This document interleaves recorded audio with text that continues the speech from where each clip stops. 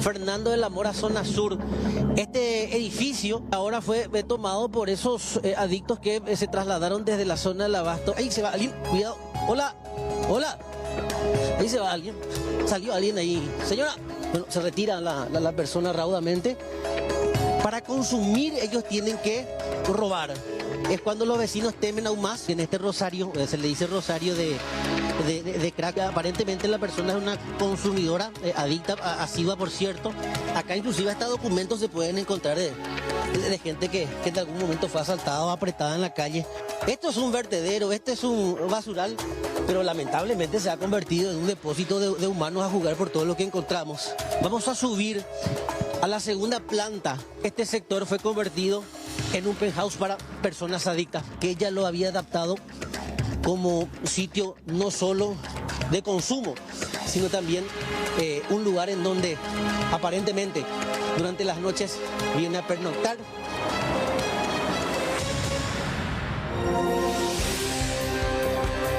¿Cómo están? Muy buenas tardes para todos. Bienvenidos a 24 horas, el noticiero de los paraguayos. ¿Vieron lo que es este edificio? Que de hecho está abandonado. Una obra gigantesca, una propiedad que sale de calle a calle, pero que en este momento sirve como aguantadero de usuarios de drogas. Todo tipo de artículos se encontraron allí. Los vecinos se quejan constantemente por los ruidos molestos y por la presencia que genera inseguridad en la zona.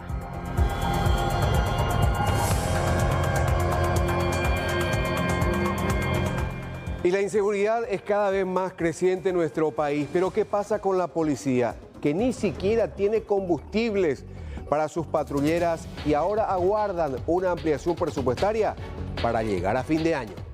Prácticamente 5 comisarios en este momento. Pero ya le mostré ya el saldo cero de la tarjeta. Señor, esos problemas. El saldo cero de la Policía Nacional. Hay plata. Ustedes le quieren apretar solo a la policía. No. La policía es una parte de la ciudadanía que trata de brindar a través de la prevención de hechos punibles. Es de quién depende ser castigado el delincuente que acá le robó el fuego bañador, del fiscal y el juez. Yo le agarro a ese, escúcheme señora, yo le agarro a ese delincuente y el fiscal te dice esto va a telarlo, soltarle, no hay nada que hacer. Señor, y bueno, y ahí terminó. Ustedes están reclamando algo en pan. Y otro tema destacado, reajuste mínimo del salario. Estamos hablando de la recomendación de aumentar unos 130.000 guaraníes por recomendación de la Comisión Nacional. Nuestro estudio que presentamos señala una inflación histórica del 25.3%. Los elementos que utiliza el Banco Central para hacer. Con su mismo número hacemos esto. En términos de guaraníes significa 645.000 guaraníes que tiene que ser el reajuste del salario. Nosotros decimos que el salario mínimo tiene que ser 3.105.000 guaraníes.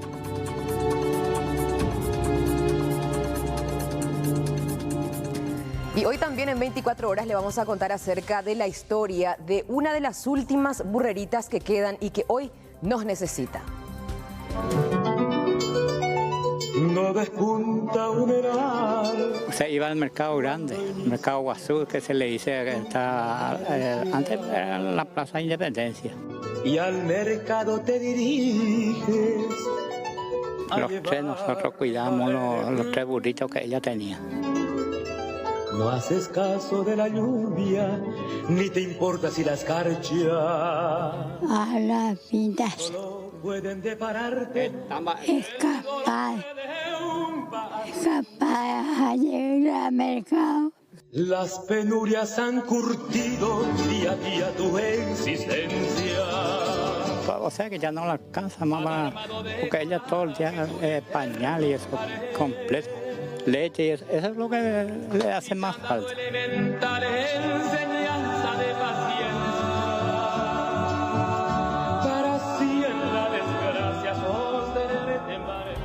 Bueno, la información destacada a nivel internacional nos lleva hasta el Atlántico Norte, donde se confirma lastimosamente el peor final para el submarino Titán, que era buscado desde el domingo en horas de la tarde, después de haber desaparecido en los radares y perder la comunicación prácticamente a la hora y media de haber partido del barco que lo transportaba hasta ese lugar, muy cerca del hundimiento del barco Titanic.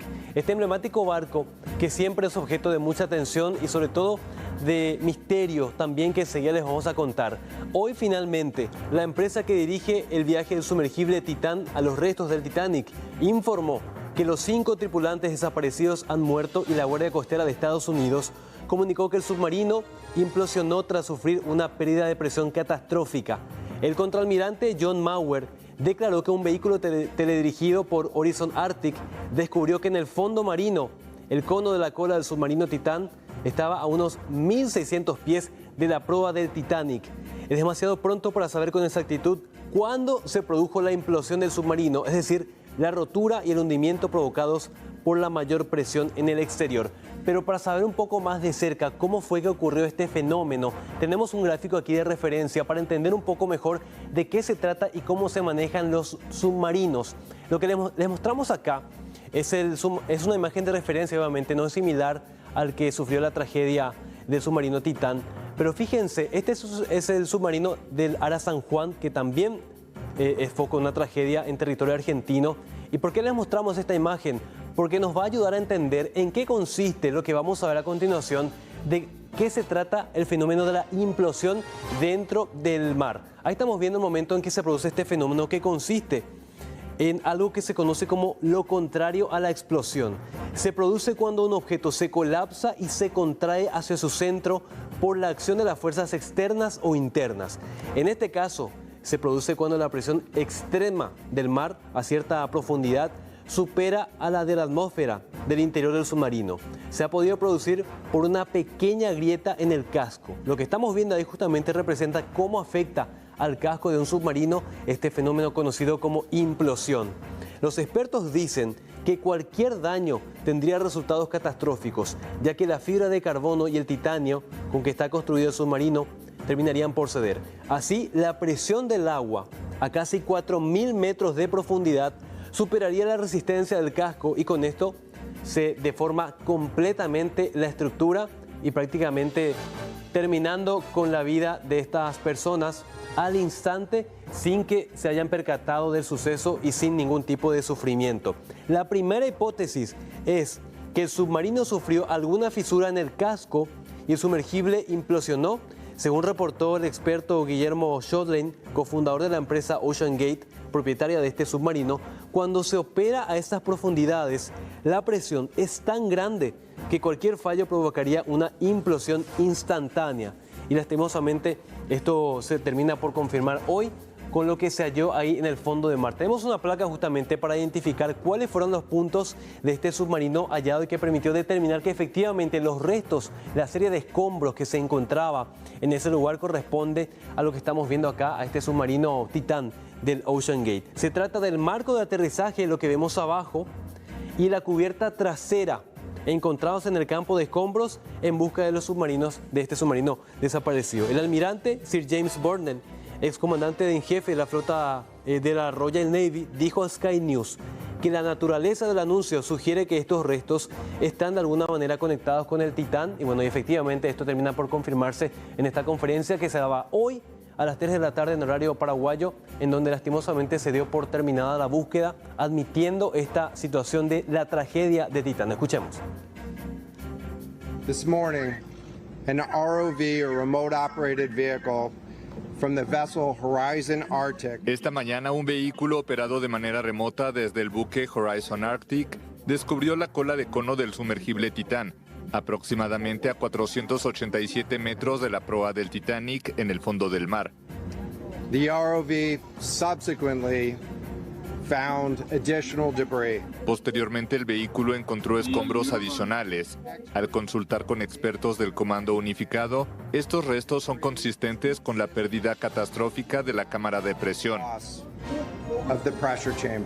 Y se considera que los restos de este sumergible son prácticamente irrecuperables, como así también los restos de los 5 ocupantes de este Titán.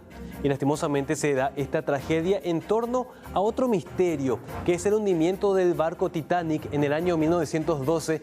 Todos ya conocemos la historia a través de la película, pero ¿qué es lo que genera fascinación? Recordemos que esto ocurría en 1912 y hasta ahora sigue acumulando fanáticos en todo el mundo. Desde hace varios años, una empresa se encarga a un costo millonario de ofrecer el servicio de llegar hasta el mítico transatlántico. El objetivo de esta expedición era ver los restos del Titanic hundido a 3.800 metros de profundidad. El punto exacto se ubica a más de 600 kilómetros de la isla Terranova, territorio de Canadá, que es el puerto inicial de partida para toda la gente que quiere hacer algún tipo de expedición. Bueno, vamos al siguiente apoyo, por favor. Ahí estamos viendo con qué se encuentra una persona que puede y que tiene la capacidad de pagar una excursión hasta el fondo del mar. Se encuentra con esto, con los restos de este mítico barco que está siendo carcomido por los microbios, por las bacterias, poco a poco a través del óxido del elemento principal, el hierro. Cada vez quedan menos elementos y la gente fascinada incluso llega a bajar varias veces hasta el fondo del mar.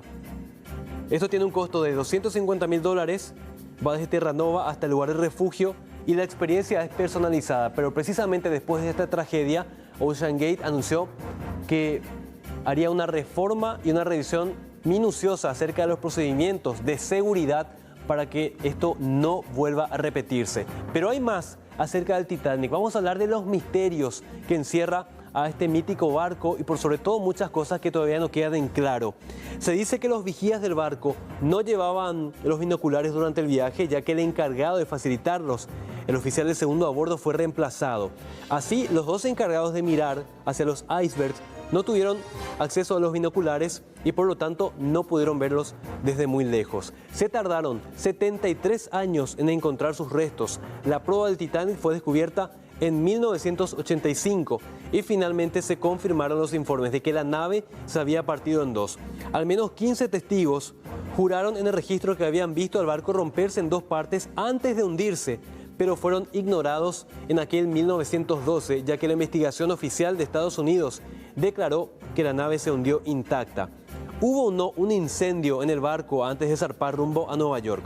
En la última teoría de Moloney, un experto que pasó muchos años estudiando esto y es partidario de que uno de los motivos que precipitó la tragedia naval más conocida de la historia fue un incendio en uno de los almacenes del carbón de Titanic, lo que habría debilitado enormemente lo que es el casco, porque les dicen los expertos, un iceberg, es decir, un témpano tan grande que está varado y que recorre el océano a lo largo y lo ancho del Atlántico Norte, no tiene la capacidad de perforar el casco de un barco como el Titanic, que era uno de los más fuertes en ese entonces. Las altas temperaturas habrían debilitado exactamente la parte del casco en la que después impactó el iceberg. Y por último, fíjense a este dato, tenía el mejor sistema de comunicaciones. El Titanic contrató por telégrafo con Tenerife días antes de la tragedia. En una prueba realizada días antes, desde la sala de radio del transatlántico, se envió un mensaje que fue respondido por la estación costera de Tenerife a 3.700 kilómetros de distancia. Una segunda llamada llegó hasta Port Said a 5.500 kilómetros. El ensayo fue un éxito, pero lastimosamente esto no sirvió para que se llegara a tiempo a rescatar a más de 1.500 personas que lastimosamente perdieron la vida en el año 1912. Lo que generaba un misterio también desde este domingo, el paradero de este sumergible, hasta hoy que llega a su fin, se considera como la tragedia más dolorosa, triste y la más importante relacionada a las visitas guiadas hasta el Titanic.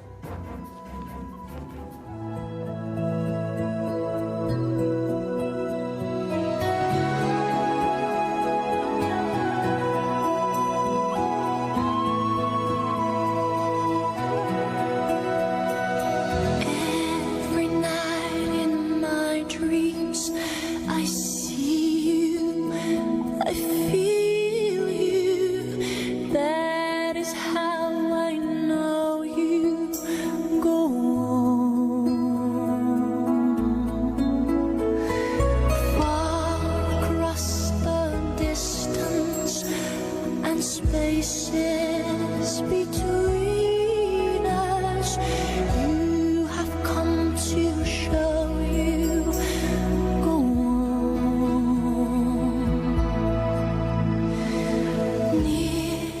Vamos a cambiar de tema, volvemos a nuestra realidad, vamos hasta el este del país. Increíble lo que pasó con este vehículo, que primero fue baleado y después prendido fuego. Hay un mensaje detrás de este hecho y el mensaje, ¿para quién es?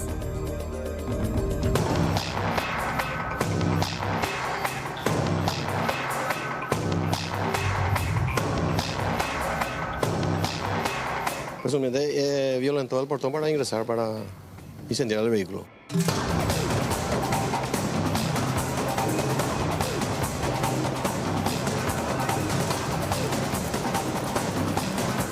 La víctima hasta el momento desconoce el motivo del cual sería. Dos desconocidos a bordo de una motocicleta llegaron hasta la vivienda ubicada en el barrio Fátima de Ciudad del Este. Rociaron el automóvil estacionado para posteriormente incendiarlo y darse a la fuga. Aparentemente también realizaron varios disparos contra la pared de esta propiedad.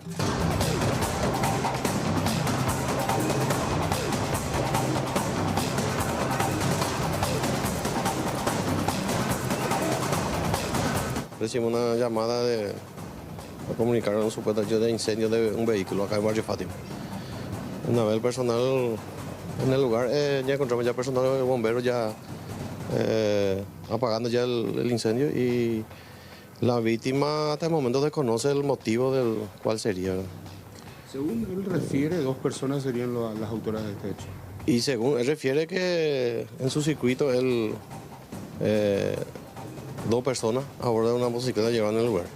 Y el acompañante presuntamente violentó el portón para ingresar para incendiar el vehículo. Y ahora sí se está investigando y para saber el fondo, ¿verdad? ¿Alguna característica de estas personas que ingresaron? Y el acompañante que ingresó tenía una campera con capucha color gris y un pantalón oscuro con mochila blanco. Eso es lo que se observa uno de los sujetos. ¿Son los únicos detalles que manejan? Único detalle hasta el momento que se maneja. La Policía Nacional tomó intervención en el caso y el Ministerio Público investiga este ataque.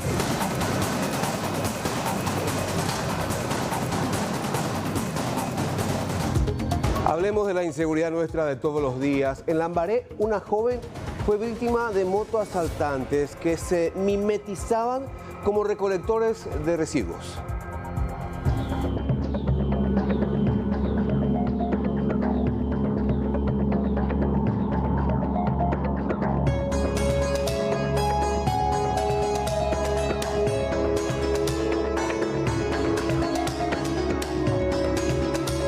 Cámaras de circuito cerrado captaron el momento en el que supuestos trabajadores de recolectores de basura a bordo de este motocarro despojaron a una joven estudiante de tan solo 20 años de su teléfono celular. Gracias a estas imágenes, la policía pudo dar con el supuesto autor de este hecho. Tenemos una persona aprehendida por caso de robo. En este caso no es robo agravado tampoco porque no empleó ningún tipo de arma para hacerse con el aparato celular de la víctima. Forcejeó con esta y le arrebató el teléfono celular. En las imágenes de los videos que tenemos se le ve a dos personas. Una de ellas está detenida. ¿Quién sería el que les tiró y le quitó justamente? El que sería el que forcejeó con la víctima para arrebatarle el teléfono. Según el parte policial, el supuesto autor, que ya quedó detenido, tiene solamente 18 años. Además, no cuenta con ningún antecedente policial.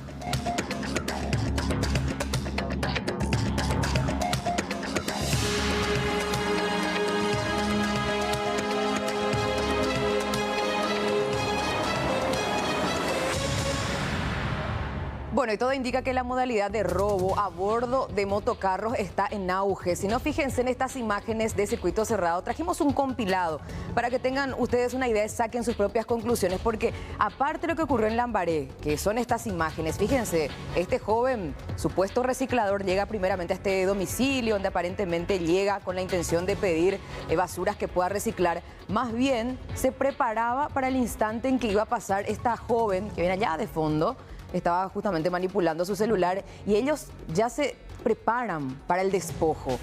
Pone incluso su gorra para no ser identificado. Sin embargo, plena luz del día, había cámaras en ese punto, ¿verdad? Mucho no iba a servir. Allí está. Aprovecha el descuido de la joven, se da un forcejeo. Fíjense la forma agresiva en cómo actúa este delincuente.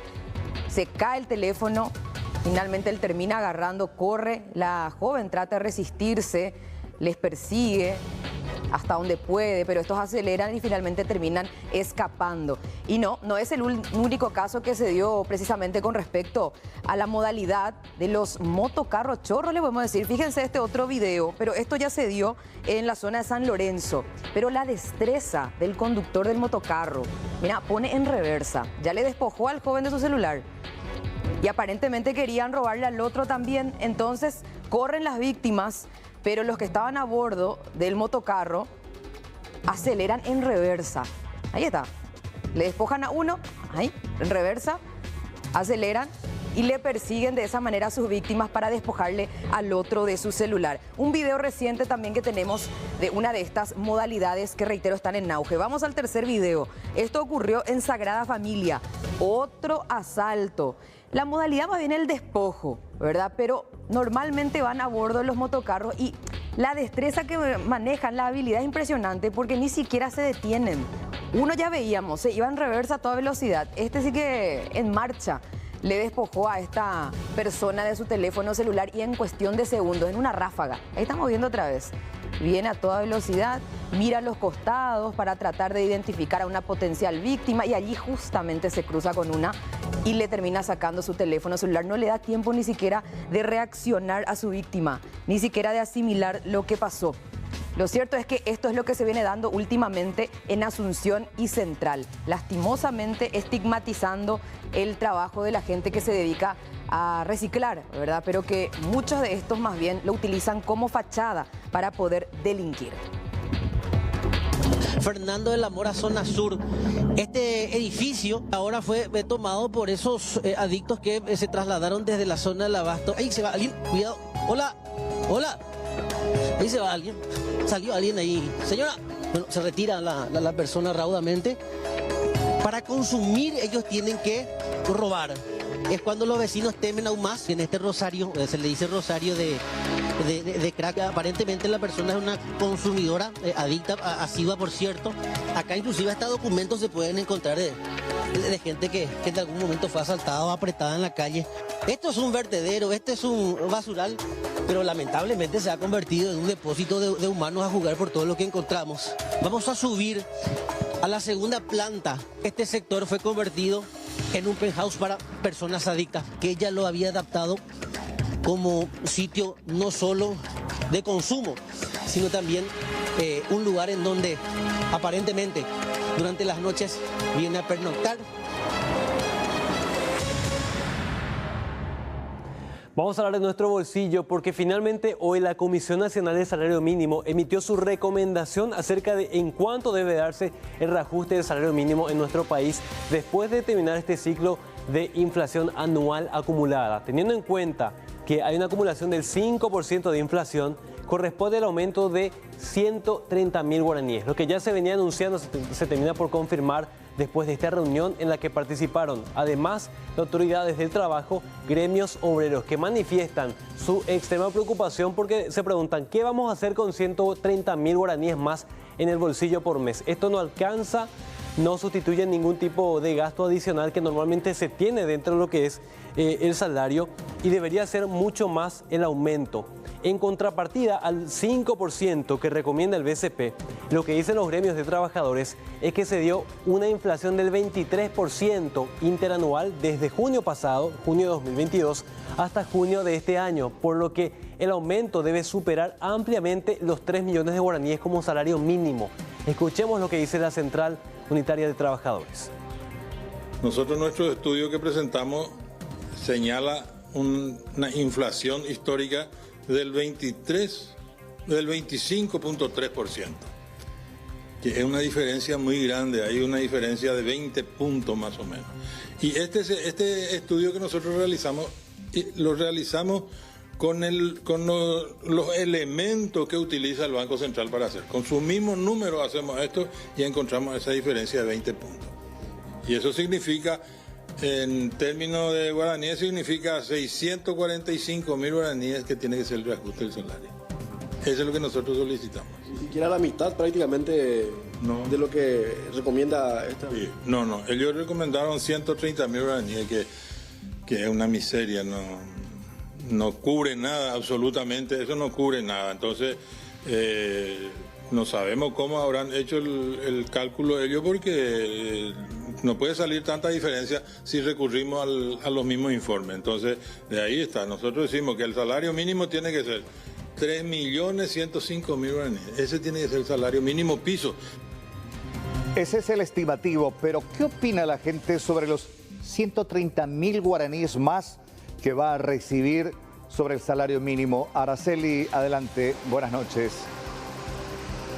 Buenas noches, Carlos. Y vamos a consultarle directamente a los trabajadores que justamente ahora están esperando para poder retornar hasta sus hogares. ¿Qué opina sobre esto? Buenas tardes, buenas noches. Aumenta el salario mínimo 130.000 guaraníes. ¿Es suficiente? Creo que no es suficiente. Para vos, ¿cuánto más o menos debería ser el salario mínimo? Y por lo menos debería aumentar, no sé, el doble, el triple. Es poco. ¿No se llega a fin de mes con lo que se gana en el mínimo? No se llega. No se llega, es muy poco. Gracias. Acá entonces vamos a acercarnos un poquito más. ¿Qué tal, señor? Aumenta el salario mínimo 130.000 guaraníes aproximadamente. ¿Qué piensa usted? ¿Debería aumentar un poquito más? No le Vamos a seguir entonces conversando con los que están aquí esperando. Pero la primera opinión nos dice de que debería de aumentar, aunque sea el doble, por lo menos 1 millón de guaraníes más. ¿Qué tal, joven? ¿Cómo estás? Aumenta el salario mínimo 130.000 guaraníes. ¿Ya da? ¿Qué pensás vos? La verdad que no tengo idea porque soy menor de edad y no sé. Bueno, gracias. Está esperando acá los buses. ¿Qué tal? ¿Cómo estás? Buenas noches. Consulta, aumenta 130.000 guaraníes aproximadamente el salario mínimo. ¿Qué pensás vos sobre eso? ¿Es poco? ¿Ya da? Mira, te voy a decir una cosa. Nosotros estamos viviendo hace años en Buenos Aires. La calidad de vida acá en Paraguay no es buena. Vemos baches, esperamos los colectivos. Mira qué clase de colectivo estamos usando.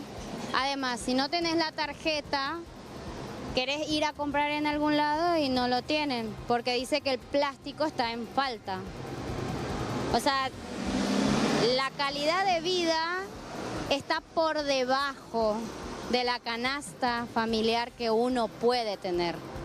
¿Vos cuánto me decís que van a subir el sueldo ahora? 130.000 guaraníes. No es nada eso. Comparado con todo lo que están haciendo, las personas están... Eso es para una persona, una sola persona que está teniendo su casa. Cuando está pagando un alquiler, no le va a sobrar, le va a faltar. Va a vivir el día a día. Más todavía los obreros, los que trabajan por día, no van a tener esa plata. Se necesita más apoyo del gobierno y que sean más importantes el pueblo que el bolsillo de uno. Muchas gracias. Gracias a vos por tu opinión. Gracias. Bueno, seguimos viendo, recorriendo un poquito acá sobre la calle Independencia Nacional Oliva. Esos fueron un poco las opiniones que pudimos juntar, Carlos. Sin embargo, la sensación creo que es similar en todos los puntos del país, mientras que recorremos y escuchamos un poquito también lo que nos comentan las personas, ¿verdad?, sobre el aumento del salario mínimo, Carlos. Exactamente. Y es un beneficio de 130.000 guaraníes que, según las encuestas y estadísticas, va a, entre comillas, beneficiar a solamente al 10% de la fuerza laboral, que es el que gana el salario mínimo. Mientras que el efecto dominó de la inflación y del sobrecosto en la canasta básica finalmente termina afectando a todo el país. Gracias por este contacto, Araceli. Buenas noches. Gracias a vos. Buenas noches.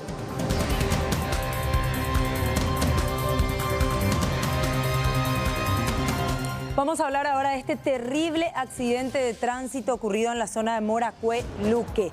Un ingrediente realmente peligroso, la alta velocidad.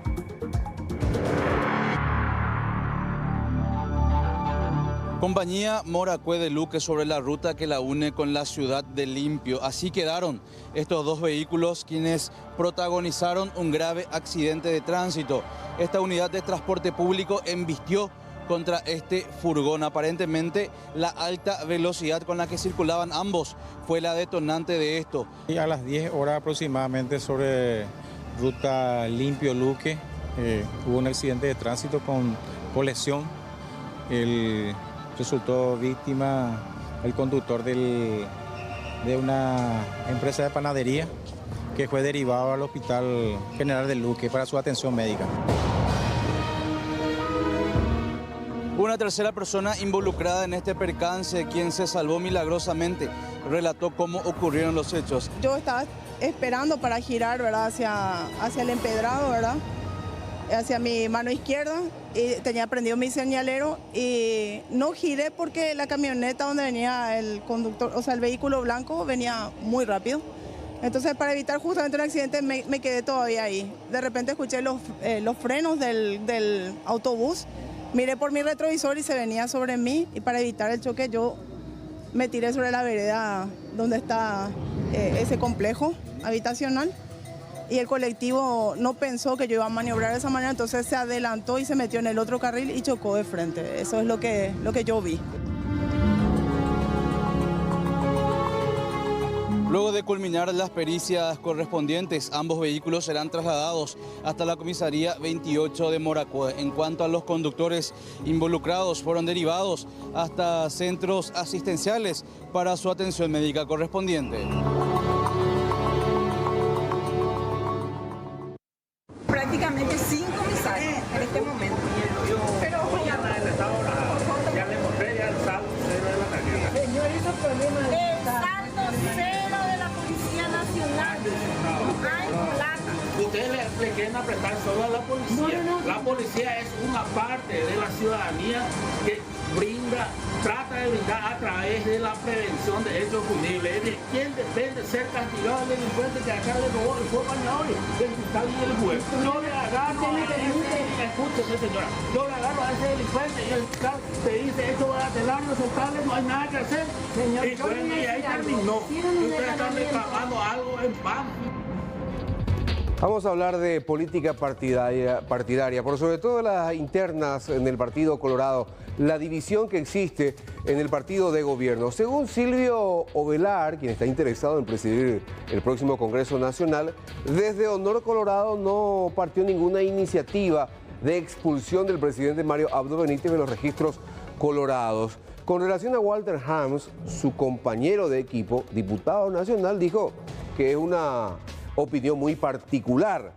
Ovelar, sin embargo, considera que no corresponde revocar la expulsión de Gerardo Soria. En el comando político nunca se habló de la expulsión de Mario Abdo Benítez. No está ni en nuestra agenda, ni forma parte de lo que nosotros planteamos. Por eso el vicepresidente de la República fue muy claro. Nosotros queremos gobernar y no entramos en las cuestiones de persecuciones ni tomar medidas correctivas, entre comillas, para nadie. Y la de Walter Hams es una posición individual. Él no es integrante del comando político de Honor Colorado.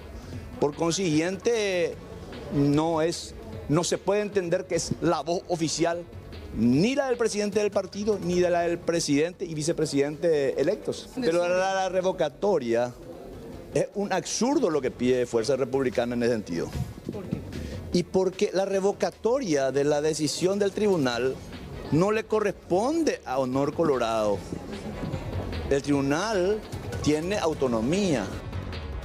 Ustedes recuerdan que el martes pasado un grupo de 8 senadores abdistas le dijeron no al vicepresidente electo Pedro Aliana, es decir, que no iban a apoyar la candidatura de Silvio Beto Ovelar para la presidencia del Senado. Sin embargo, horas después de esa reunión, de ese anuncio, ¿quién fue el que ya abandonó el barco de los abdistas?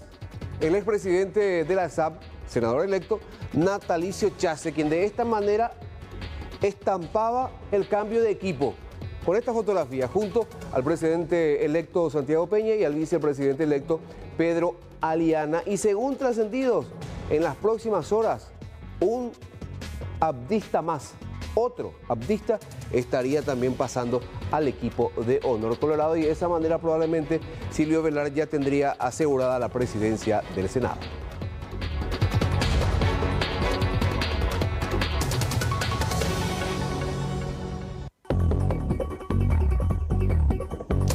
Información destacada en el ámbito de la seguridad o inseguridad, porque vecinos de la estación de buses, otrora terminal de ómnibus, se unieron para pedir y exigir a la policía mayor seguridad y que los libere de indígenas, de adictos, de alcohólicos que permanentemente, dicen ellos, mantienen en zozobra a todo el vecindario. La policía se presentó, respondió. ¿Qué dijo? No tienen combustible.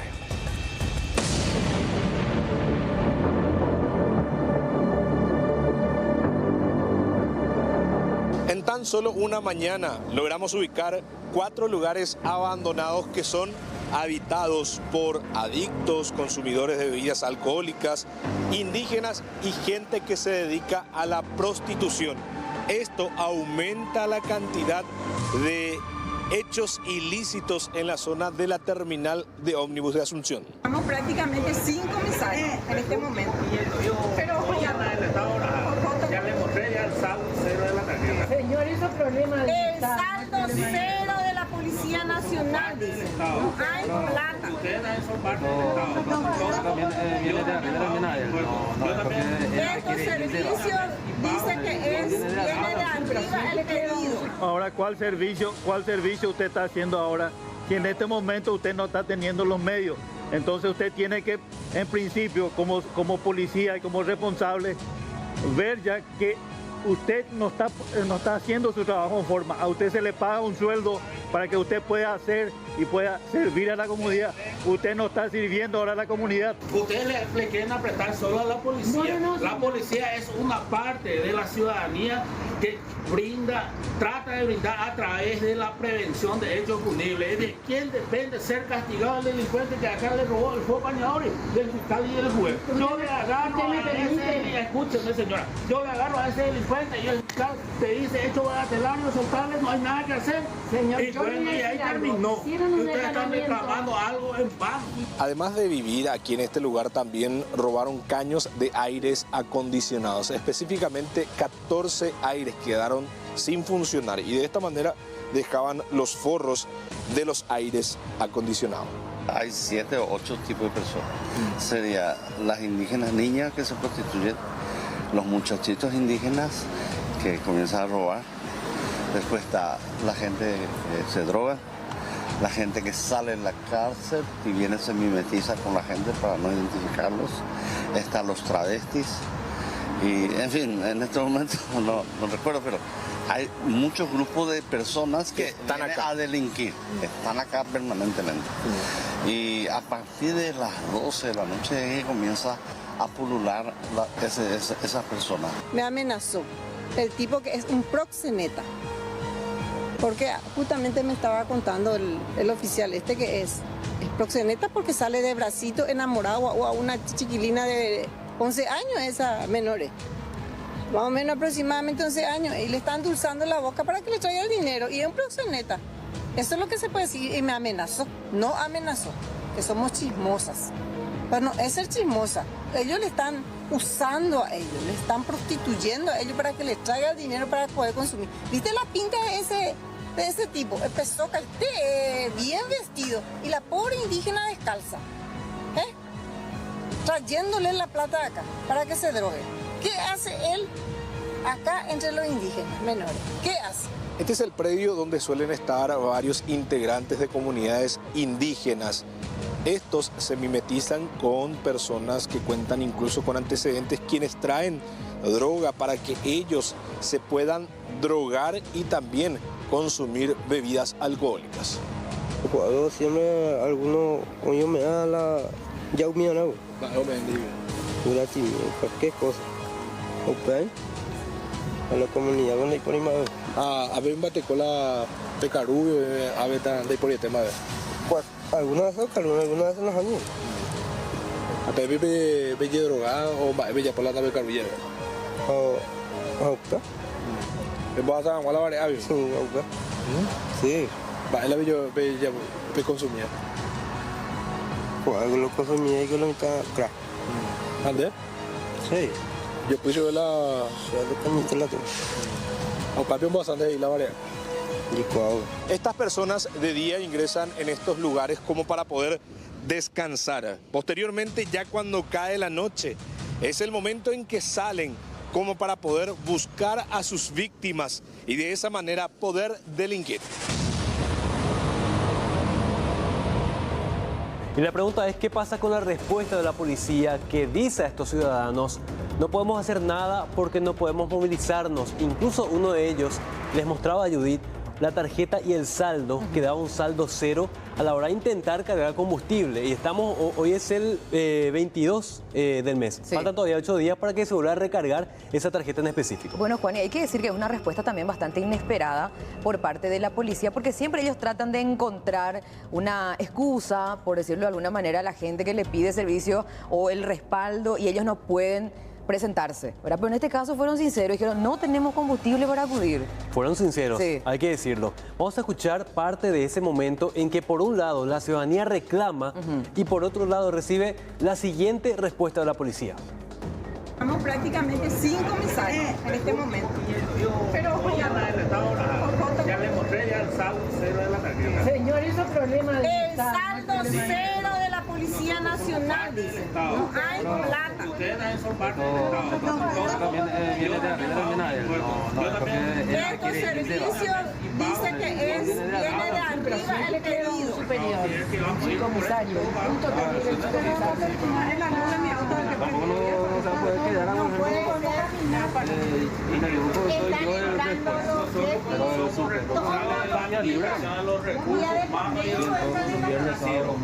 Para eso existe la comandancia, existe el Ministerio del Interior, que tiene que proveer más personal y más recursos. Nosotros somos personales que estamos al servicio de ustedes. Nosotros podemos remediar esa situación. Ahora ¿cuál servicio usted está haciendo ahora? Si en este momento usted no está teniendo los medios, entonces usted tiene que, en principio, como policía y como responsable, ver ya que usted no está haciendo su trabajo en forma. A usted se le paga un sueldo para que usted pueda hacer y pueda servir a la comunidad. Usted no está sirviendo ahora a la comunidad. La gente en este momento está insegura, por eso viene acá, se manifiesta ante usted y usted sale. Policía, depende de los fiscales, depende de los jueces. Por eso usted es el medio por el cual tiene que ir. Le vamos a brindar estadísticamente cuántos delincuentes traemos acá semanalmente. Ustedes le quieren apretar solo a la policía. La policía es una parte de la ciudadanía que trata de brindar a través de la prevención de hechos punibles. ¿De quién depende ser castigado el delincuente que acá le robó el fuego bañador? Del fiscal y del juez. Yo le agarro a ese, escúcheme señora, yo le agarro a ese delincuente y el fiscal te dice: hecho bagatelario, soltarle, no hay nada que hacer. Señor, y bueno, y ahí terminó. Y ustedes están reclamando algo en vano. El tema que nosotros no estamos reclamando en vano. El tema es lo siguiente: ustedes tienen que estar con la prevención. Ahí está un careo entre los habitantes de ese punto que están sufriendo por esta situación, pero también, por otra parte, la versión de la policía que sostiene: no tenemos combustible, saldo cero, no podemos irnos. Y no es el primer caso. Ayer justamente, Juan, estaba mostrando la realidad de la comisaría 57 de Cañadita. No tienen patrullera. Sí. Y dijeron, fueron sinceros: no podemos abarcar todos los cuadrantes porque no tenemos recursos. Y esto, digamos, algo, no es falso lo que está señalando este policía que se dignó a conversar ahí con la gente, con los ciudadanos de la zona de la comisaría 15. Ojalá que no sea sancionado, ¿no? Porque expuso nada más que la realidad.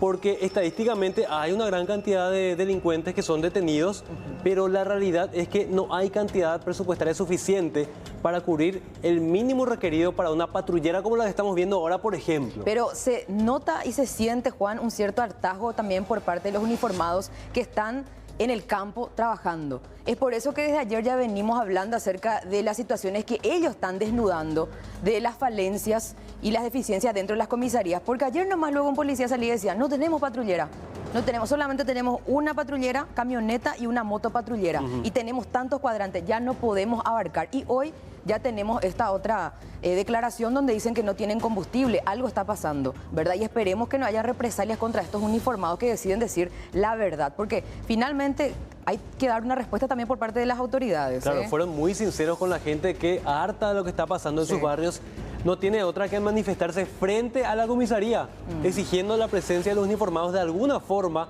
en casos de delincuencia extrema.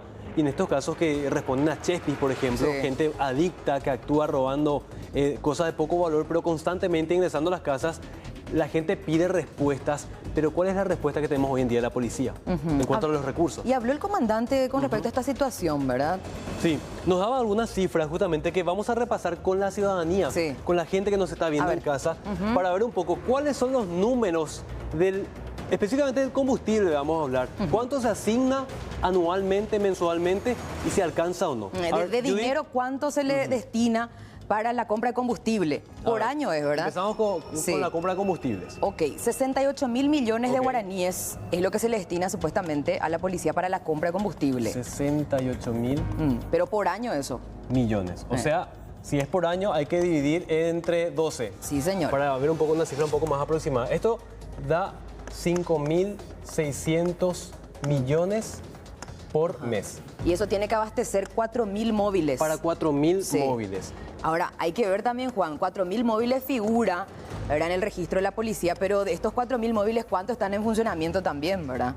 Pero vamos a basarnos en el dato que nos dieron. Y estos 4.000, Judith, la audiencia, va entre vehículos de menor porte de la policía, patrulleras, aviones, motos. 4.000 ya abarca a todos, no solamente vehículos como los que solemos ver que se utilizan en las comisarías como patrulleras. Y la pregunta es, ¿alcanzan o no este monto mensual de 5.600 millones?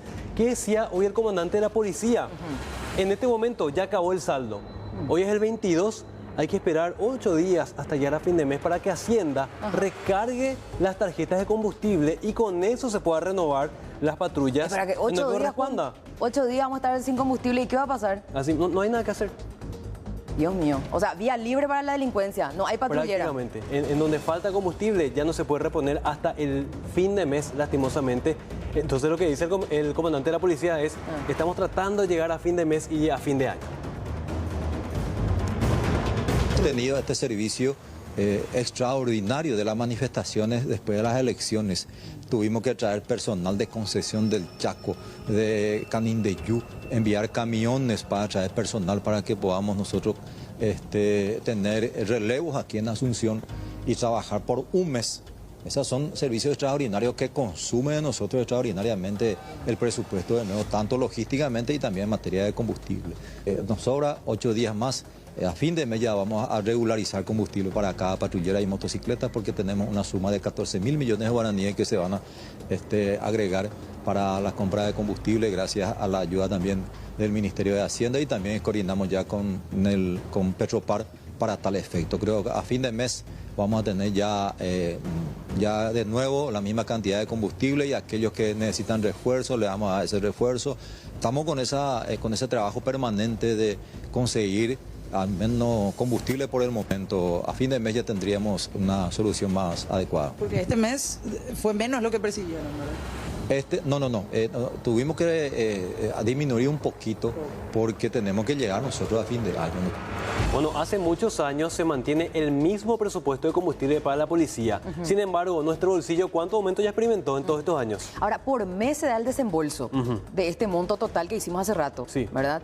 O sea que entonces, ¿de cuánto estamos hablando por mes para cada? A ver, si son 5.600 millones, teniendo en cuenta que hay 4.000 móviles, lo que se asigna a cada patrullera cada mes es, a ver, vamos a poner ahí, 1.500.000 guaraníes para cada patrullera. ¿Cuánto tiene el tanque de una patrullera estándar? De acuerdo a los datos, 80 litros de su capacidad. 80 litros. Para las patrulleras camionetas. Entonces, hacemos el cálculo, dice el propio comandante de la policía, que esto no alcanza. ¿Y a cuánto llega 2 tanques llenos? A la cifra de 1.600.000 guaraníes. Es decir, lo que se asigna cada mes, que es 1,5, no alcanza ni siquiera para 2 tanques llenos de una patrullera. ¿Cuánto se requiere? Le preguntamos hoy al comandante de la policía. Se requiere 3 veces más de lo que se asigna cada mes. Es decir, se requieren por lo menos 4,5 millones de guaraníes. Acá estamos haciendo la matemática rápida. Mensual. Pero mínimamente para cubrir la demanda actual, 4,5 millones de guaraníes. Lejos está eso, la cifra actual. Muy lejos. Sí. Y finalmente en esta entrevista con el comandante asume la culpa a Gilberto Freitas y dice, por un lado, no era la forma de responder a la gente con el tema del saldo cero y por otro lado, también pide disculpas a la ciudadanía. Veamos. No sería la respuesta de un policía para una persona que pide auxilio. Nosotros estamos en Paraguay y no es la respuesta para un ciudadano que viene a pedir auxilio. Segundo punto, reconocemos que tenemos dificultades en combustibles en la policía. Yo siempre digo, ¿de qué sirve comprar patrulleras y equipos y tener el policía débil en la calle? Entonces, ¿para qué comprar patrulleras y motocicletas si sigue siendo la misma cantidad de combustible? El crecimiento diferente que tiene en cuanto a móviles y la misma cantidad de combustible. Hace 6 años que tenemos el mismo presupuesto. Bueno, el propio comandante decía, Juan, que no era la respuesta que se le podía dar al ciudadano, pero ¿qué es lo que le podía decir si esa era su realidad? Eso es lo que me pregunto, ¿verdad? Exponía lo que se vive todos los días. Ajá. Y bueno, y mientras tanto, a rezar prácticamente en estos 8 días. A fin de mes. Sí, hasta que se recargue la tarjeta.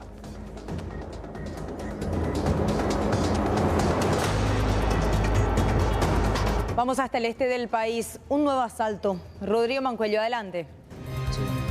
Buenas noches, Mercedes. Buenas noches también a todos los compañeros y todos los televidentes. Es así, un nuevo hecho de asalto, violento por cierto, ocurrido en un local comercial ubicado en el área 3 de Ciudad del Este. Según los datos, 3 personas llegaron a bordo de un vehículo. Una de estas personas bajó y ya nomás ingresó a este local comercial fingiendo ser cliente.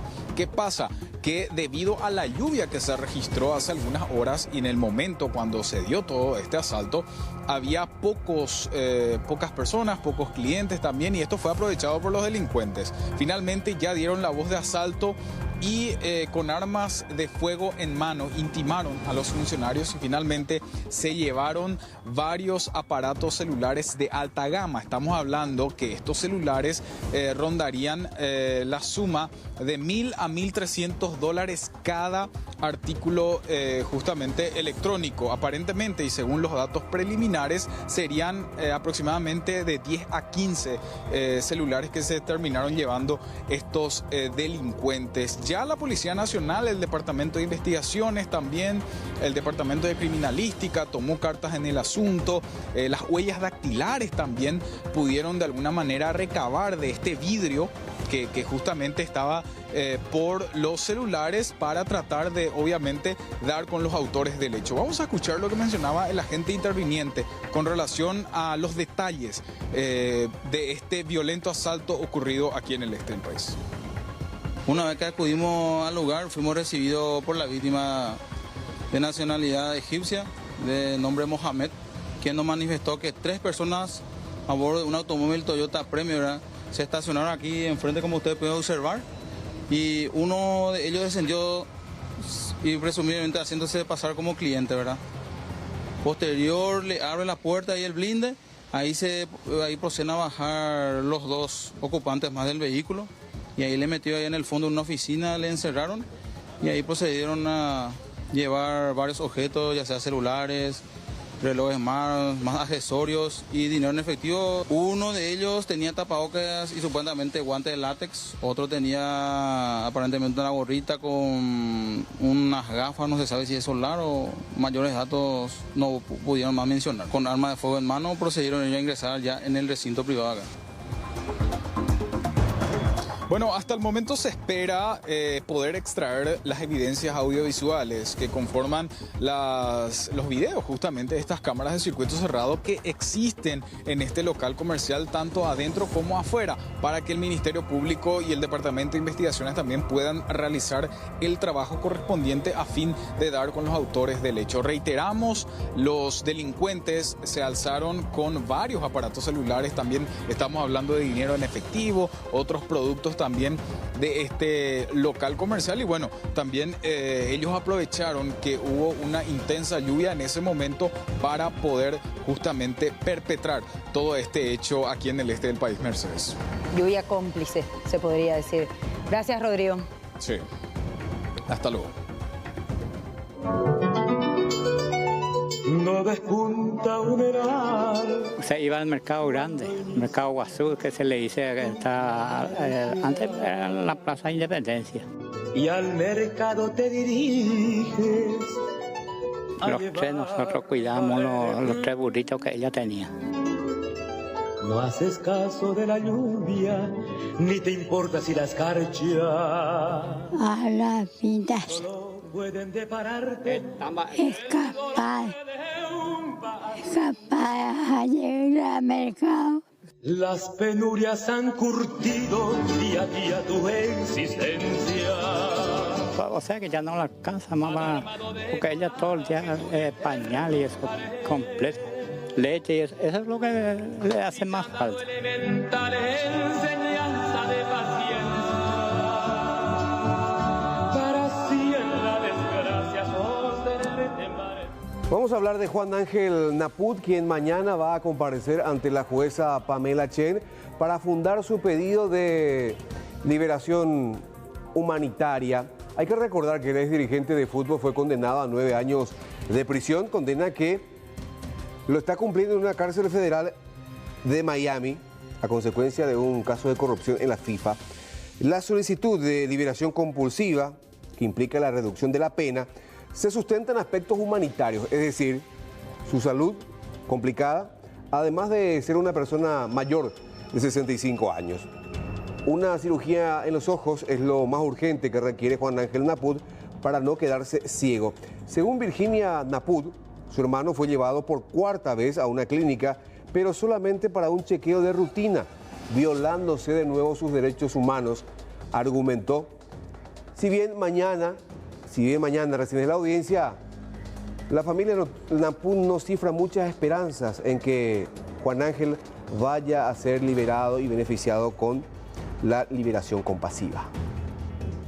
Me gustaría saber, porque a esta altura ya creo que bueno, que le van a dejar venir en agosto del año que viene. Si bien es cierto, si él hubiera sido americano, estaría en julio de este año, dentro de pocos días en su casa.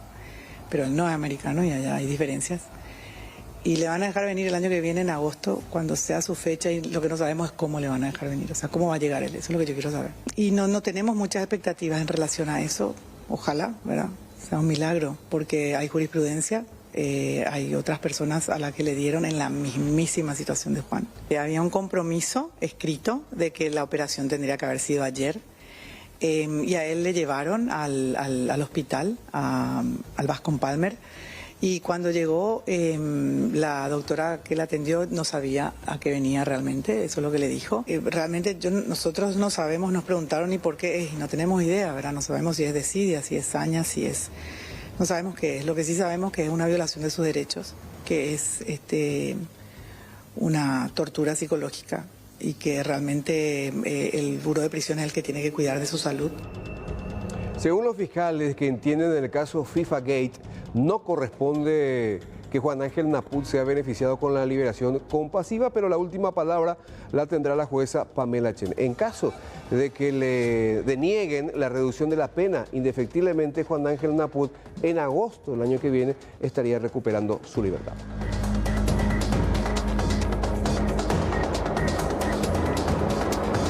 Vamos a conocer la historia de Paulina Orrego. Lamentablemente, desde muy joven perdió la vista, pero ganó esa pasión por la guitarra y las letras. Ama cantar la música paraguaya, compone y hoy tiene un sueño que quiere hacer realidad, grabar un disco, pero necesita la ayuda de la gente. En una vivienda llena de estrellas, una de ellas quiere brillar. Cantautora de polcas y guarañas, referente de la música paraguaya que ahora quiere dejar grabado su legado. Nos interpreta un mensaje para los motoqueros. Peña tende que na los amigos la moto ari. Ani que pella pura, guijata ve pedi para. Ñande ningo yaikwa, ñandere covena hecoviai. Au peico duiga peari, ere baje coviapa. Securi añe Perú, ay mi en colegio Santa Lucía pe papá mamá se guarú campaña weja ayuda putaco a colegio peja a usubecuera porque a perder a moite la sevisión a ayuse año a yesha Paraguay pe sin ninguna amistad upeon guayene coya a babepe va venare coya cueni na se zapatu na se zapatilla ya ayu la colegio pe haupe allá poñe Perú él es profesor de música pe va para profesor Israel allá por mí obete música jaire mi se va esa paja o se pone para ser allá por vete ingeraba un día quisiera porque un día quisiera es una guarania que hice porque pensando por mi papá y eso nomás. Peningo peicua hoy a pendera y juba pende suja pende tu ando vale y pe quebranta 10 familias nacimos de un matrimonio muy honesto y de eso salimos 4 no videntes. Mamá milagrosa pecero genoita de Vallerureva se ve amo de Guatehui con ere mañaba esa paite va ser coteve Y mamá me ahijera bati mamá milagrosa jao mano yema escribí su bepea ja papá peca tú escribió mano muy vejera papito querido que está ahí en la pista también. En la pista está todo para la canción para la Virgen del Carmen de Villa Elisa, otra canción para los mostoqueros. Me gusta la vida porque hay cosas que hacer con ella. Lo que más me gusta hablar de la estrella porque en ella se encuentra mi madre querida. Ya dentro de su vivienda conocemos un poquito la sala en donde ella escucha sus pistas, practica sus canciones y las escribe también. Desea grabar 15 canciones primeramente y por ende también ella ya está trabajando en un plan estratégico para poder difundirlas. Añe con la Mario Ferreiro ni la se va a catuar se ayuda a tape penembo userenda vea tú se tereimba ego se pea porque llegó la icote vea la pete equipamiento para una música para preparar entonces primero para mi CD para reproducción CD. Yerurena, Erena la televidente, umía la audiencia de Shamon, el mensaje para ella se subecuera. Se colaje ya sea subecuera la pejiro, claro, pente, ombo ujan, y la alguito, y hashe ay cuamba, esa guapa, a yo guanianga, esta y te di la gente, imba, eponaba, yo te voy a regalar esto, a nianga upeando servicio. Casi mi bote peambo llegó a tan de benguanaco regalo mi. Año abro que tumba tan de lleva arinte a ella taco se regalo son será mí. ¿Producciones? De Paulino Rego Rolón. Un baracare cocue. Share cocue 4 a vender pa porque amo la de que estoy pues amo la plata porque tenemos que comer pues. Sí, un vende un guanela de baracalle. Ah, tú la semana que era vender pues. Y este maracabo esa linda guitarra. Guazú menos bien. Guazú, porque se botaba la maracapona está por ahí, pero está maracapona ahí. Porque ahí pude, otros ahí no la imponamos la maracalle. Sí. Usted se te señorita se copia la se idea, la se sueños. Acá con tu marido. Sí, un señor ya. ¿Y pero él apoya siempre en la música? Y sí, me apoya, le gusta luego cantar también.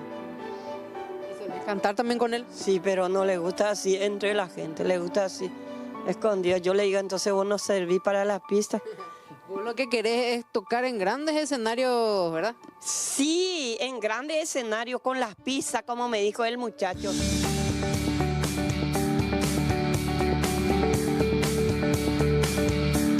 Soy de todo acá. Yo cocino, lavo la ropa, plancho, hago en olla a presión comida, de todo soy muy trabajadora. Temprano yo me levanto. A las 5, primero me levanto a las 5, practico las pistas, después ya entro en la cocina, hago café, después lavamos los cubiertos y así. Lo primero que hace el despertarte es la música nomás. Sí, eso nomás lo que me gusta.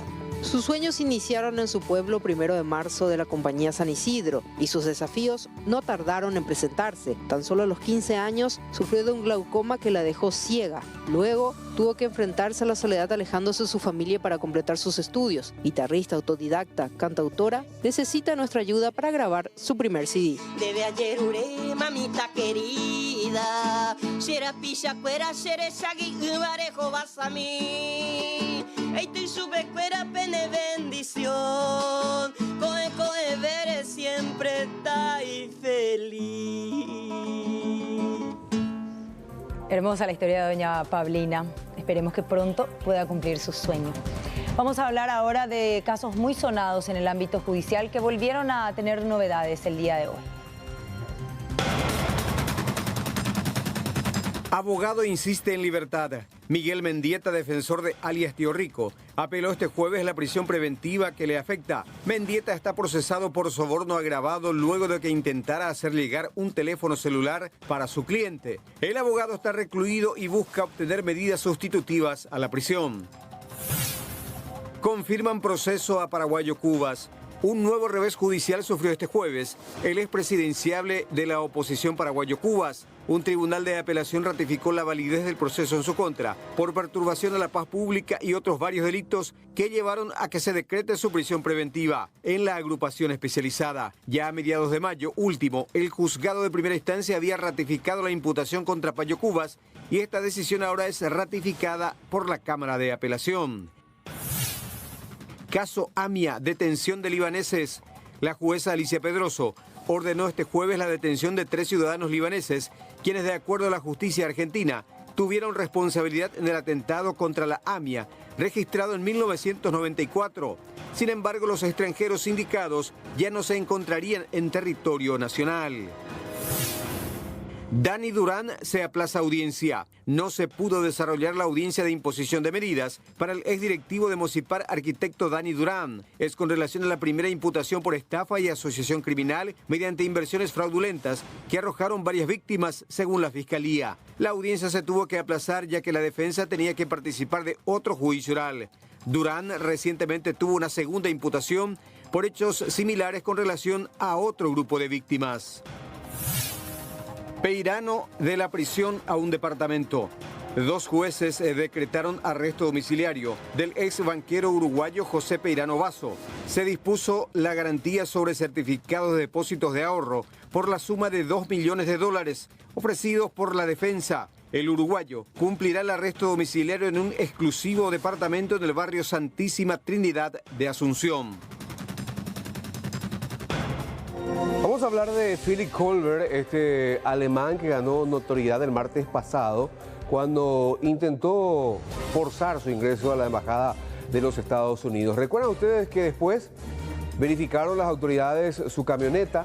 En ella encontraron, por ejemplo, un arma, una pistola, varias municiones, como así también marihuana y cocaína.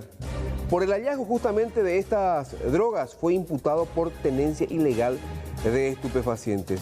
Pero no está de más recordar que antes de presentarse en horas de la noche en la embajada norteamericana, en horas de la madrugada del martes, el alemán Philipp Kohlberg estuvo en el segundo piso del aeropuerto internacional Silvio Pettirossi, gritando, denostando contra los políticos y denunciando que lo querían asesinar. Tenemos incluso imágenes de aquel momento en que Philipp Kohlberg se encontraba en el aeropuerto. Personal de seguridad de la estación aérea tuvo que sacarlo del sitio ante el reclamo de los pasajeros que ya estaban con temor. Ahí se lo ve paseándose por la parte alta del aeropuerto Silvio Pettirossi. La madre del alemán declaró este jueves ante la fiscal Alicia Saprissa, quien comentó algunos detalles de la declaración de la mujer. Refirió algunos detalles de la vida particular de su hijo, desde ya que estaban en Alemania, y bueno, justificó también parte del manejo de cómo sobreviven, a qué se dedicarían, ¿verdad? No tiene muchos detalles tampoco con referencia al hijo de qué estaría, porque prácticamente es ella y la que solventa los gastos. ¿La mamá está en carácter de testigo hablando? Sí, en carácter de testigo, una persona mayor, obviamente tiene sus, vamos a decir que problemas de salud propios de la edad, y también cierta dificultad para darse a entender. Hoy le está asistiendo un traductor justamente para su declaración también. Ese tema de que él tenía que ir a la Argentina en el 2018, que estaba en tránsito en nuestro país, ¿eso se confirma, doctora? Está así en el reporte de migraciones, pero vamos a pedir un legajo más actualizado y completo. Porque del momento que ya tiene cédula paraguaya, tiene una radicación en Paraguay, ¿no? Exactamente, así mismo se asume eso. ¿Cuál sería su actividad económica este hombre o vive de la mamá? Y hasta donde tenemos, prácticamente vivía con los recursos que le proveía su mamá y su padre vivía en Alemania. ¿Qué mencionó la madre? ¿Es adicto su hijo? ¿Una cosa de esa dijo? Sí, reconoció algunos detalles. Él mismo también el día de ayer cuando declaró reconoció algunos detalles en ese sentido. Sobre esta versión de que tendría un amigo austriaco que lo estaría persiguiendo, ¿hay algún asidero de veracidad en eso? Sí, ya está individualizada esa persona, estamos trabajando sobre eso, pero vamos a concentrarnos primero en lo que sí estamos investigando, obviamente sin dejar de ver también esa otra situación. Mirko Balinotti es el juez quien definirá si Philip Colbert va o no a prisión, pero no está de más recordar que la expectativa de pena para el hecho punible que le fue imputado es de 5 a 10 años de encierro. Dejamos de lado este tema para hablarles de una noticia sumamente positiva. El anuncio hecho hace minutos nada más por el presidente de la República a través de su cuenta en Twitter. Buena noticia, Canadá habilita su mercado a la carne paraguaya desde septiembre del 2023.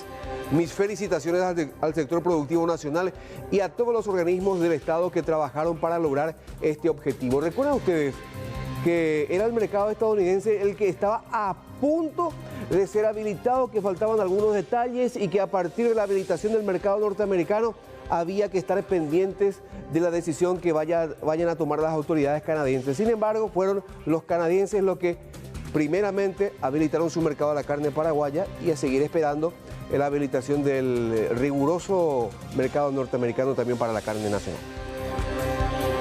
Vamos hasta la zona de Caacupé. Hace minutos nada más se registraba este terrible accidente de tránsito. Compartimos imágenes de lo que pasaba en este tramo de la ruta Cabañas en Caacupé, porque este vehículo de gran porte de la marca Scania se llevó por delante media docena de vehículos.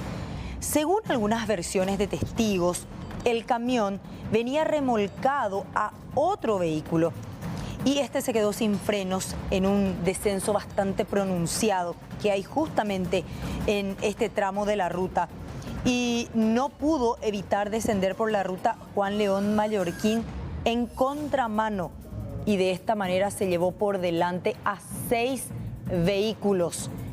Quedaron todos al costado del camino, la mayoría de ellos bastante afectados. Esa información en desarrollo nos llega desde Caacupé. Esto pasó hace minutos nada más.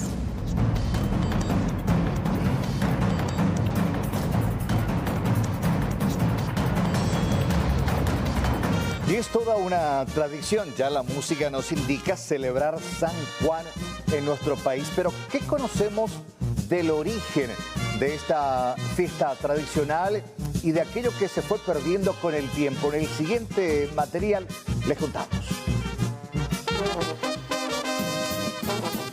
Cuáningo, la fiesta del fuego, fiesta pagana.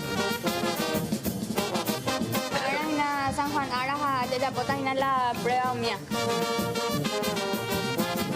Las fiestas de San Juan en Paraguay son únicas e irrepetibles.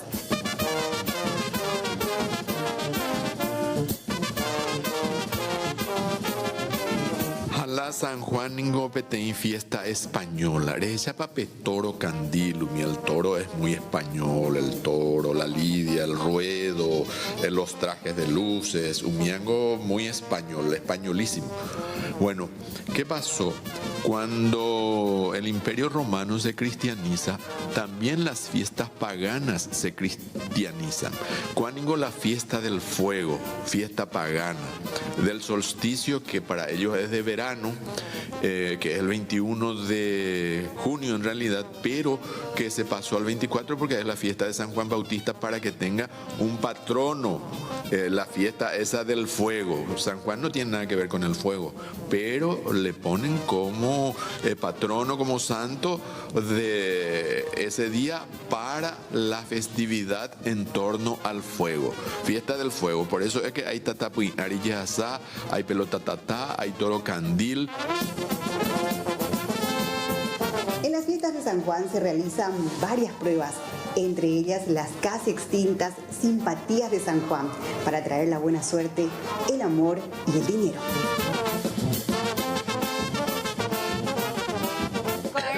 San Juan ahora ya pota la prueba mía. Ahí va. Ya poro. Ya pota. Ya hague. Ya cato ya. Una de las pruebas de San Juan más tradicionales es la prueba del banano. Ay, futú, Anago, a ver. Eso es el 23. Da el 23. 23 de noche, sí. Cutubaité y cutubé. Me metí todo. Me que vean. Eso. Hoy qué pana. Peaja. ¿Cómo está? Y se tiene que sacar el 24 al mediodía. El 23 al mediodía hay que hacer la prueba para revisar al día siguiente al mediodía. Por ejemplo, removina mopetein abatina y ya geñoipa en 24 horas. Hay cosas así. Entonces esas cosas ya casi no se hacen. Y quedan algunas cositas, pero como te digo, el interés primordial en este tiempo es ganar dinero. Por eso es que los San Juanes hay desde comienzo de junio hasta el 30 de junio y te descuidas, hay en julio y ya hubo en mayo también.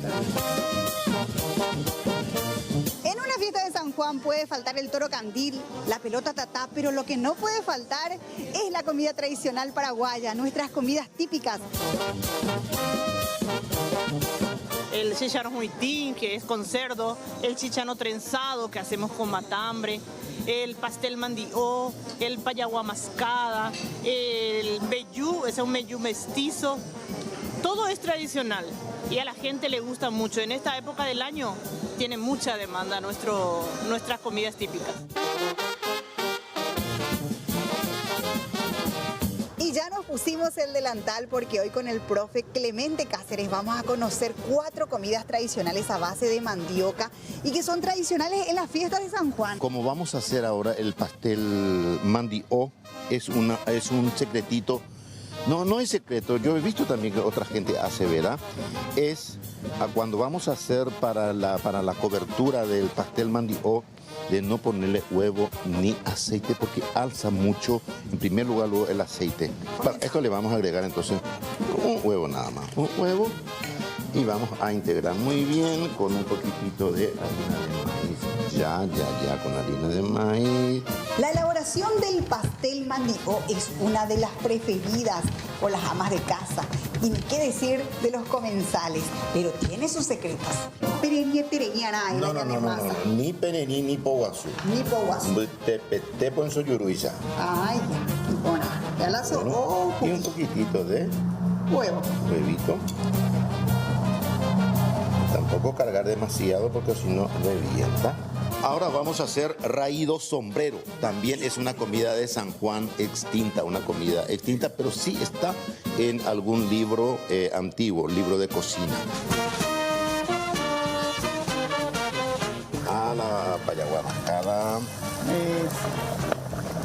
Entonces payagua proviene de los payaguas. Payagua, sí, lo que todos los días mascan.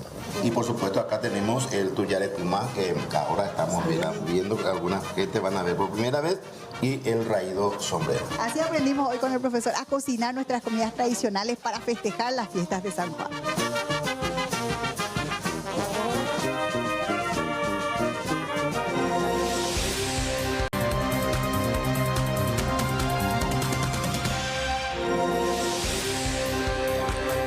Continuamos en 24 horas, el noticiero de los paraguayos. Vamos a ayudar a Tiago López. Él tiene 13 años. Hace 2 meses se encuentra internado en la unidad de cuidados intensivos del Hospital de Clínicas. Necesita donantes de sangre con urgencia y necesita nada más y nada menos que 130 donantes.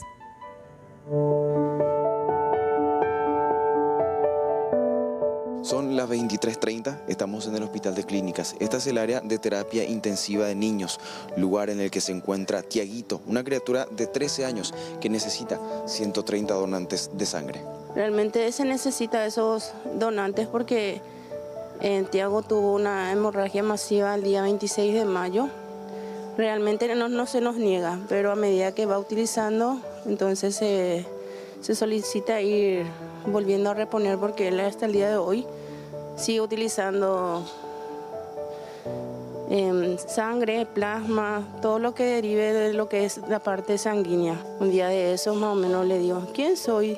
Y me mira y le digo, me dice, estaba yo así medio dormida y le digo, él abre sus ojos y me dice, cosa que él no tenía ya voz, me dice, mi mami, me dice. Esa fue la única vez que yo le pude volver a escuchar a mi hijo. Después volvió a dar la segunda hidrocefalia. Desde esa vez él volvió a estar entubado hasta el día de hoy. Cuando uno más o menos pareciera ser que uno se prepara, pero realmente no está preparado uno para perder a la persona que... Yo, por ejemplo, digo que sí estoy preparada, pero no estoy.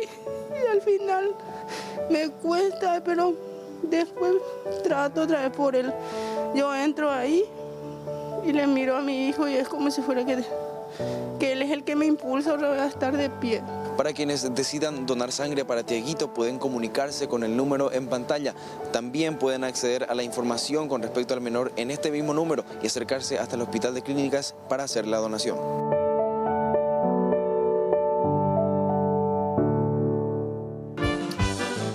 Bueno, forman parte de nuestra historia y también de nuestra cultura. Legendarias como ellas.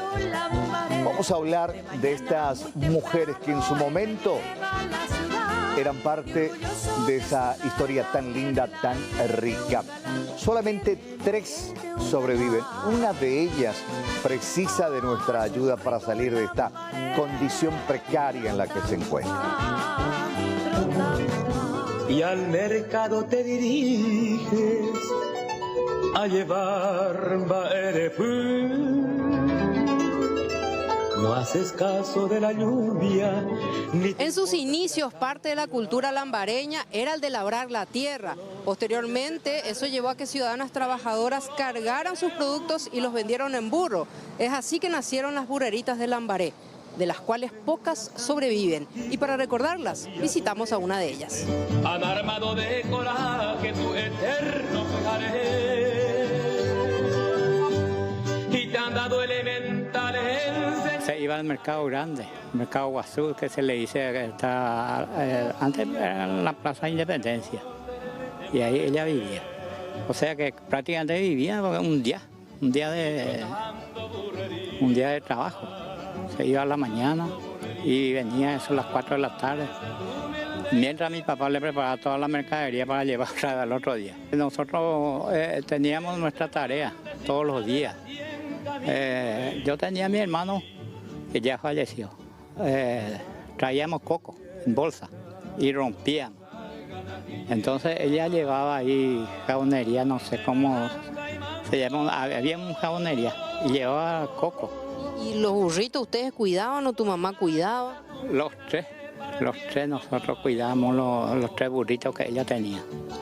Uno se llamaba Matito, otro se llamaba Juana, así se llamaba su burrito, porque era hembra y macho. Y 3 tenía ella, el burrito acá en Lambaré. Y a veces le llevaba a los 3, que llevaba más mercadería. Mucha mercadería mi papá producía, así, producía maíz, alberja y eso plantaba. Y eso llevaba al mercado. Y ellos ya en la época de 70 ya se dejaron todo, ya no había más nada viste que ya se está poblando. Vino a entrar la Villa Cerro Coral, después vino la subestática y ya hubo adelanto.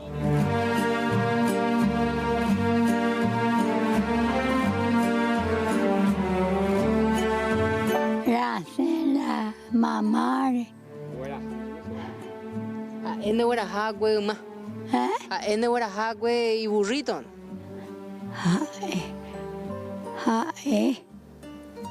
Yo que tenía... Mamãe, o Maia, o Yara, o Samu.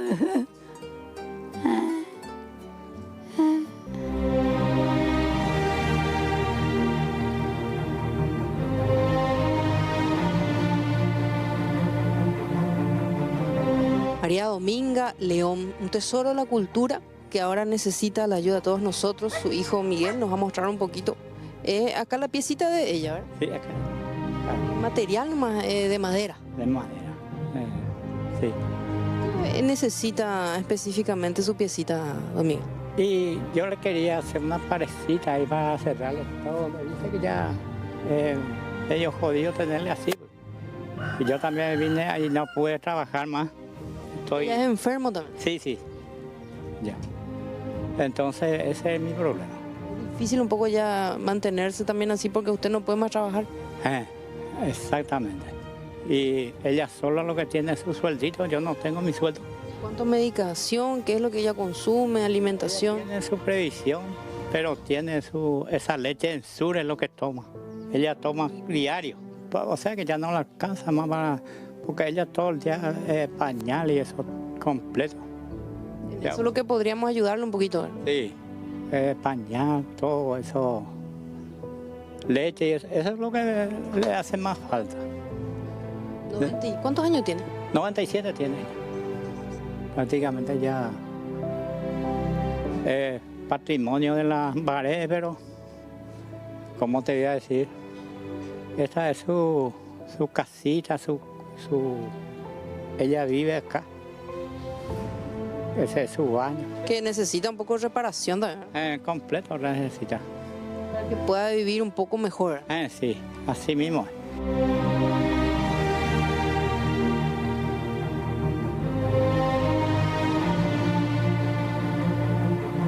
Por las madrugadas se levantaba y cargaba lleno de mercaderías a su burrito Machito y se iba a los mercados de Asunción. Sus hijos la ayudaban desde la chacra. Hoy en día esas épocas doradas quedaron atrás y los propios hijos ya no pueden sustentarla porque también tienen enfermedades y luchan con eso a diario. Por ende apelan al buen corazón de las autoridades y de las personas para que nuestro tesoro cultural viva dignamente.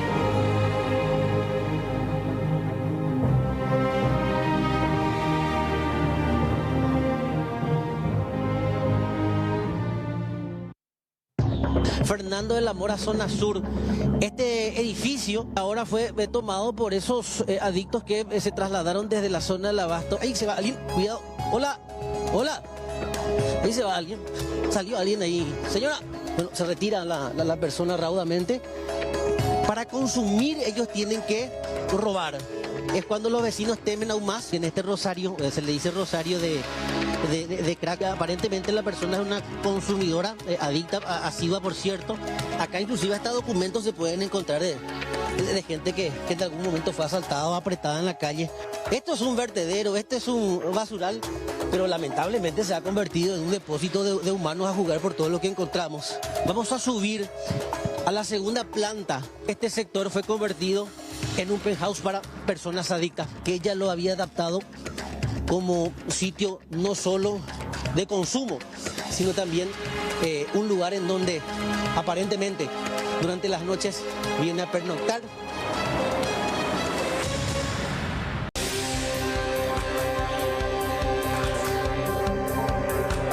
Fernando de la Mora, zona sur. Este edificio ahora fue tomado por esos adictos que se trasladaron desde la zona del Abasto. Ahí se va alguien, cuidado. Hola, hola. Ahí se va alguien. Salió alguien ahí. Señora, bueno, se retira la persona raudamente. Para consumir ellos tienen que robar. Es cuando los vecinos temen aún más. En este rosario, se le dice rosario de crack. Aparentemente la persona es una consumidora adicta, asidua por cierto. Acá inclusive hasta documentos se pueden encontrar de gente que en algún momento fue asaltada o apretada en la calle. Esto es un vertedero, este es un basural, pero lamentablemente se ha convertido en un depósito de humanos a jugar por todo lo que encontramos. Vamos a subir a la segunda planta. Este sector fue convertido en un penthouse para personas adictas, que ella lo había adaptado como sitio no solo de consumo, sino también un lugar en donde aparentemente durante las noches viene a pernoctar. Este es un lugar muy particular porque de hecho que el edificio está a medio construir y está abandonado. Los vecinos se quejan porque los adictos últimamente frecuentan muchísimo este lugar, sobre todo después de haber sido intervenido el mercado de abasto y muchos de ellos tuvieron que salir de las inmediaciones. La situación es insostenible. El problema de la comisaría 16 de Asunción se traslada a Fernando de la Mora, ahora es jurisdicción de la segunda. Pasaron la avenida Defensores del Chaco, llegaron hasta Algodonal y finalmente invadieron este sector. Y esto es en base a la denuncia de vecinos que vienen siguiendo el trabajo que venimos realizando. Dicho sea de paso, cabe resaltar, presencia de una patrullera alertada ya por la presencia de este equipo periodístico. Algodonal y Roberto Lepetit, Fernando de la Mora, zona sur. Este edificio, abandonado por cierto, que ahora fue tomado por esos adictos que se trasladaron desde la zona del abasto hasta este sector, unas 7 cuadras aproximadamente, y es siempre una zona de influencia. Acá los vecinos están preocupados, tal es así, y quiero ir compartiendo con ustedes, atención, quiero ir compartiendo con ustedes algunas imágenes, inclusive, ahí se va alguien, cuidado, hola, hola, ahí se va alguien. Salió alguien ahí, Jorge, a ver, con una mochila. Hola. Señora. Bueno, se retira la persona raudamente. Fernando de la Mora, la municipalidad aparentemente nada está haciendo para intervenir a los propietarios de este local abandonado. Se nota que es una construcción que quedó abandonada hace muchísimo tiempo. Los vecinos me decían, tenemos miedo, preferimos el anonimato. Ellos nos reconocen, es más, recién estaban haciendo una especie de ronda en la zona porque para consumir ellos tienen que robar. Y cuando hacen ese recorrido completamente desorientados, finalmente es cuando los vecinos temen aún más porque se les puede robar el elemento del crack. El cigarrillo, fíjate, recién encendido, pantalones, baldes, un bolsón con latas. Las latas son utilizadas para convertirse en pipa de crack, ropa. O sea, alguien se estableció en este sitio. Quiero escuchar lo que me decía recién una vecina cuando le pedía si es que por lo menos anónimamente podía darnos su testimonio. Tengo miedo, Alexis, porque tengo miedo de represalia, porque ellos pues vos no podés esperar cualquier cosa ellos. La próxima voy a hacer, pero ¿qué para querer que te diga? Porque ellos pasan acá por frente a casa, estamos temerosos los vecinos. En este rosario, se le dice rosario de crack, ¿cuántas piedras entran en esto? Acá está. Este es lo que anteriormente venía en su interior, también los moñitos de crack, y aparentemente la persona es una consumidora, adicta, asidua por cierto. Acá, mira, esto todavía está ardiendo, fuego reciente, queman los cables que se roban y extraen el cobre. Por eso es que recientemente acá hubo una especie de incendio. Cuando yo venía caminando, quiero que se fijen, me caí entre la ceniza porque parece tierra, parece piso, parece suelo, y ahí es cuando te hundís al pisar con los zapatos. Quiero seguir el tramo que hizo la persona que se escapó por acá, porque sale de calle a calle. Acá este sendero, peligroso, hay muchos mosquitos. A ver, sale de calle a calle, ¿eh? Lo que voy a hacer ahora es un recorrido en un yuyal. Esto es plena ciudad, zona desarrollada de Fernando de la Mora, no estamos lejos de la municipalidad. Y lo que encontramos, además del peligro de las personas adictas, son las alimañas, víboras, ratas. Acá hay otro colchón. Sí, ahí fue una especie de campamento temporal también de otra persona. Y avanzamos. Acá el olor empieza a ser nauseabundo, hay como pozo ciego. Acá hay otro vertedero clandestino. Hay más cosas acá. Vamos a entrar. Acá hay más calzados, eso es lo que me llama la atención, muchos calzados. Kepis, carteras tiradas, cobre. Acá inclusive hasta documentos se pueden encontrar de gente que en algún momento fue asaltada o apretada en la calle. Mira el espacio angosto, aún así. Me dice Jorge no va a entrar. Aún así la gente puede caminar por este sector. Y fíjate en este sendero. Ropa abandonada, botellas, restos de crack. y salimos a la otra calle. Mira, salimos a la otra calle. Acá hay más rastros de abandono. Esto es un vertedero, este es un basural, pero lamentablemente se ha convertido en un depósito de humanos a jugar por todo lo que encontramos. Esta sería la calle El Petilla, ¿no? Sí, nos salimos a este sector de calle a calle.